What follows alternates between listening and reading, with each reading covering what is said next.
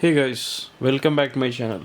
So in this video, I'm going to show you on how to restart a computer service.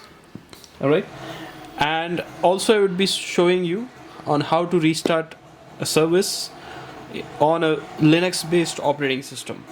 Currently, we use Windows operating system, and our laptops or desktops are all based out of Windows operating system. At least here in India, we use majority of the users are using Windows operating system. However, if you go to European countries, or particularly in United States or America, if you take as an example, they all use Apple operating system.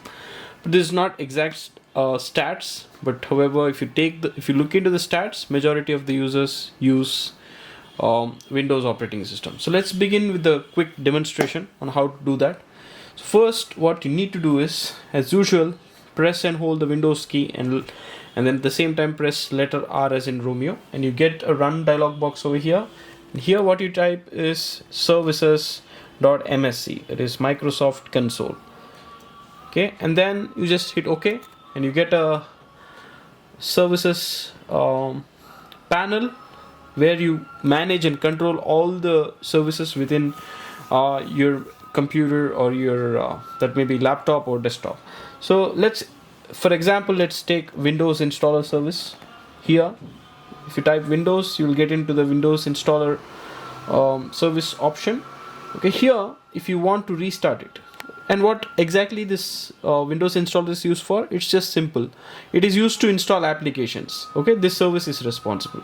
So all you have to do is, and particularly if you are using msi.msi installer file rather the .exe one. Okay, and I will just double click it and I will open it, and here it is.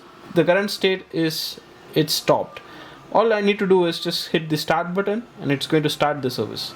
And if I want to just restart it, both stopping and starting the service will be automated through this restart option over here on the left side, on the top left corner.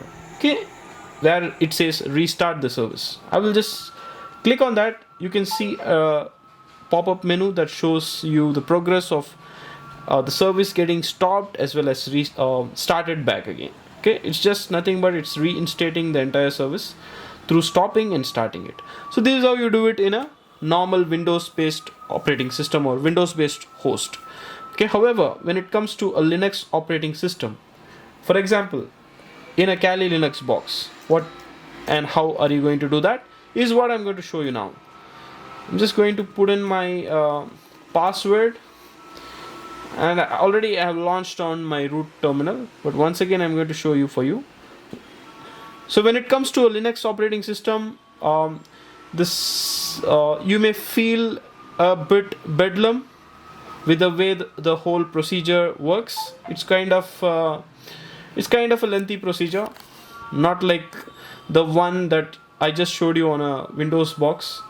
Okay, it's pretty straightforward. But when it comes to a Linux based operating system, it has some commands that you need to do in order to do that. For example, let's say we want to restart the SSH service, secure shell service. How are you going to do that? Let's begin. So I've launched my root terminal. Okay, and now I'm going to restart SSH service for you. Okay, what you need to do, just need to type cd space etc, and then there is a file called init.d. Okay, first you need to go into that file init.d, which is inside the etc directory, etc folder. Alright, and then you need to hit enter. As soon as you do that, you have landed onto the services file, okay, which is the init.d. Okay, here I just want to list all the services within this file. I will give ls, and you can see all the services over here, which are the most important services to run the Linux operating system. Here you can see there is a service called SSH. So we want to restart this service. How are you going to do that? Again, it's a simple command. We need to type service. Let's say I just want to stop it first, okay, or I just wanted to view the status. What I will do, I will just type service SSH status. First, let me show you the status, whether it's running or it is in a stop state. So currently it is active and it is running, as you can see over here. All right, I'm just highlighting the running thing here. And now, in order to stop it, what are you going to do? It's just simple. You need to just type service SSH stop. All right, and the service has stopped. Once again, I'm going to just locate the status of it, service SSH and status, and I will hit enter.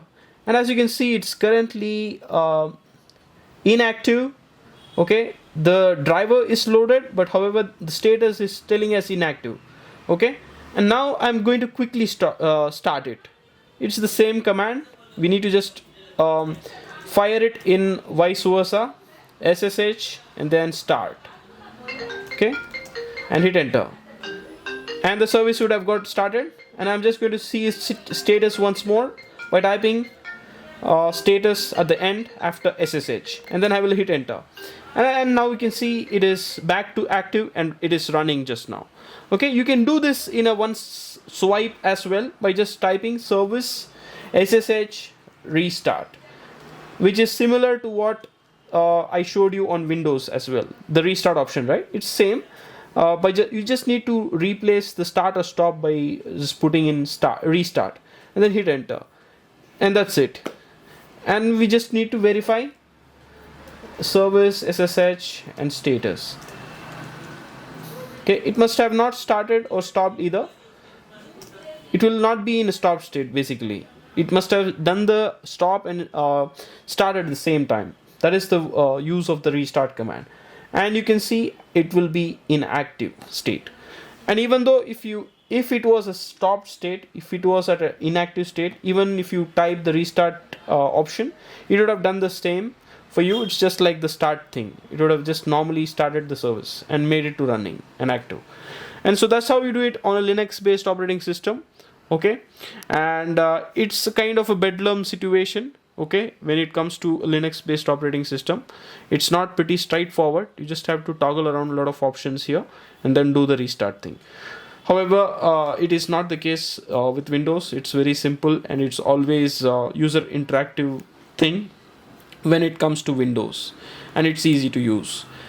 But if you learn the Linux based operating system, it will be pretty interesting for you. At the same time, it will become very much easy for you once you get familiar towards it by learning a lot of things in that. Okay, and if you found this video helpful, please hit the upvote button and do not forget to subscribe my channel. We will meet in the next video with more useful content like this. And yeah, until then, eat healthy, stay safe. Cheers, tada, bye bye.